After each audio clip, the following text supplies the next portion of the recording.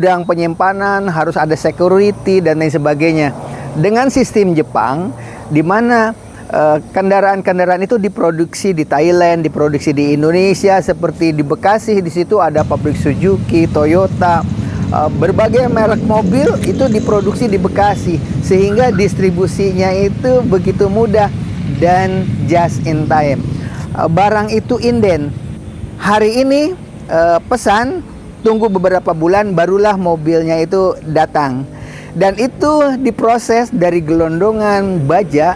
Menurut informasi hanya 2 jam saja gelondongan baja itu dimasukkan ke dalam mesin. Setelah itu diproses hanya 2 jam langsung mobilnya tidak lagi in Untuk lebih jelasnya ikutilah paparan berikut ini sampai tuntas agar tidak salah paham. Sekali lagi, agar tidak salah paham, ikuti sampai tuntas. Demikian, selamat menyaksikan.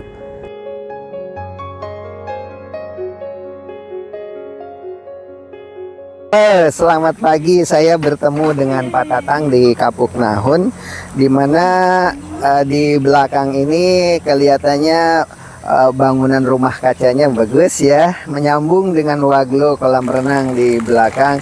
Dalam waktu dekat akan membuka perusahaan jamur, di mana pesantren-pesantren yang ada di Bandung, perusahaan jamur di Bandung itu nanti akan dipindahkan ke sini. Peternakan, perikanan untuk berbudidaya jamur, kemudian ada juga untuk madu kelanceng dan lain sebagainya.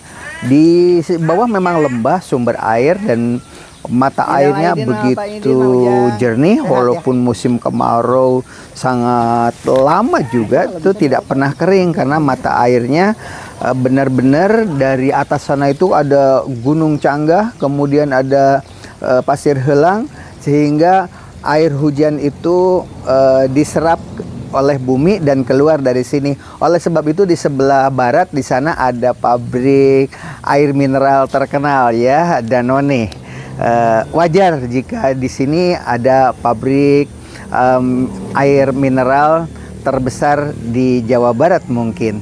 Oleh sebab itu, saya di sini ingin berbicara aset alam yang seindah ini, suasana pagi yang cerah ini menginspirasi bahwa kehidupan di dunia ini yang paling utama itu adalah keseimbangan.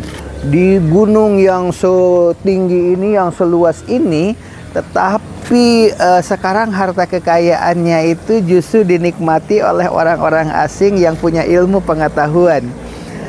Bayangkan, yang namanya mata air itu kan perlu proses, air hujan itu turun ke bumi kemudian diserap, dan prosesnya untuk bisa sampai ke mata air di Waglo ini itu mungkin bisa bertahun-tahun, dari puncak gunung sampai menjadi mata air.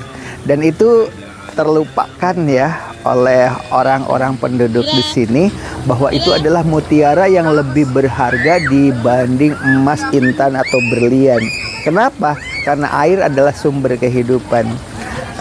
Kalau kurang air kita bisa dehidrasi, apalagi sekarang pemanasan global.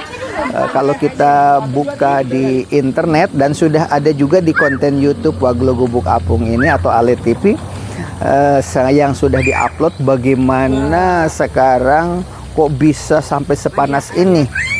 Ada yang mengatakan akibat dari rumah kaca, ada yang diakibatkan oleh knalpot kendaraan di seluruh dunia, pabrik-pabrik. Tetapi yang paling benar hari ini, pemanasan segini panasnya itu karena matahari sedang berada di utara.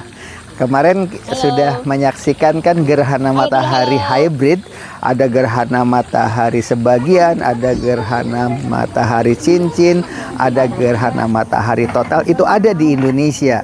Dan sekarang kita sedang mengalami suhu udara yang luar biasa beratnya. Yang akan kita pelajari di sini adalah bagaimana agar generasi-generasi muda kita ini memanfaatkan apa yang ada di bumi ini, tidak ketergantungan ke luar negeri. Jangan sampai seperti yang sekarang ini, Freeport dari Amerika, kemudian minuman mineral Danone dari Timur Tengah ya, Israel. Dan masih banyak lagi sumber-sumber kekayaan alam di Indonesia ini dikerjasamakan dengan luar negeri dan sistemnya terjebak. Kata Pak Mahfud MD, katanya kita tidak akan bisa keluar atau sulit sekali keluar dari jebakan Freeport, karena di Freeport itu 10 tahun diperpanjang, 10 tahun diperpanjang, dan itu tidak boleh menolak. Kalau menolak, berdampaknya adalah hukum internasional. Ini barangkali kelemahan orang tua kita yang duduk di pemerintahan. Begitu juga di MM 2100.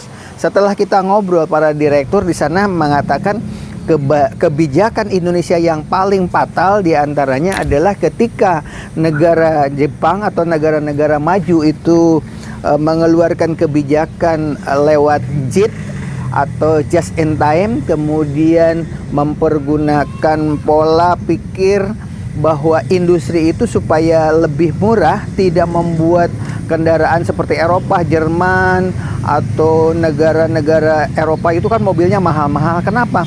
Kendaraan-kendaraan yang mereka buat itu rata-rata dibuat di negaranya, kemudian setelah itu dikirim ke negara-negara berkembang, sehingga harganya mahal. Kenapa mahal? Karena harus ada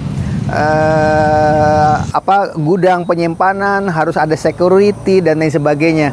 Dengan sistem Jepang, di mana kendaraan-kendaraan itu diproduksi di Thailand, diproduksi di Indonesia, seperti di Bekasi, di situ ada pabrik Suzuki, Toyota, berbagai merek mobil itu diproduksi di Bekasi, sehingga distribusinya itu begitu mudah dan just in time. Barang itu inden. Hari ini pesan, tunggu beberapa bulan barulah mobilnya itu datang. Dan itu diproses dari gelondongan baja. Menurut informasi hanya 2 jam saja gelondongan baja itu dimasukkan ke dalam mesin. Setelah itu diproses hanya 2 jam, langsung mobilnya tidak lagi Indrian. Kalau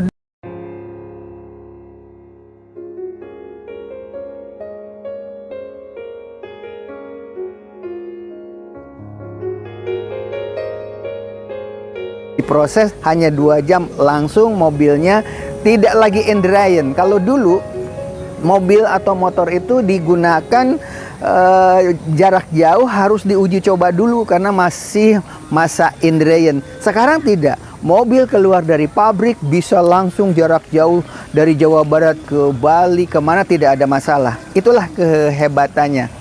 Nah, ilmu-ilmu pengetahuan seperti ini, jika pemerintahan Orde Baru dianggap oleh para direktur MM 2100, pusat industri terbesar di Asia, mengatakan kebijakannya salah, Indonesia itu hanya mengambil perakitan-perakitan untuk merekrut pekerja sebanyak-banyaknya. Adapun gelondongan mesin atau industri-industri berat itu ditolak oleh Indonesia. Karena apa? Justru itu akan menciptakan pengangguran. Itu yang keliru besar. Sementara negara-negara lain yang mengambil industri-industri besar seperti balok mesin dan lain sebagainya, lama-kelamaan mereka bisa membuat produksi mobil sendiri. Karena apa? Karena perakitan itu belakangan datangnya. Itulah sebagai bahan gambaran kebijakan orang tua zaman dulu berdampak kepada kebijakan saat ini. Begitu juga dengan kebijakan kita hari ini akan berdampak kepada anak cucu kita.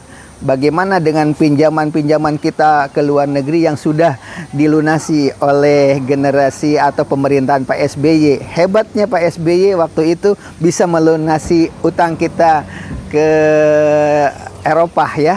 Dan pada saat itu sakit hati oleh Prong yang datang ke Indonesia mewawancarai satpam, mewawancarai orang-orang seperti penjual siomay, pedagang kaki lima.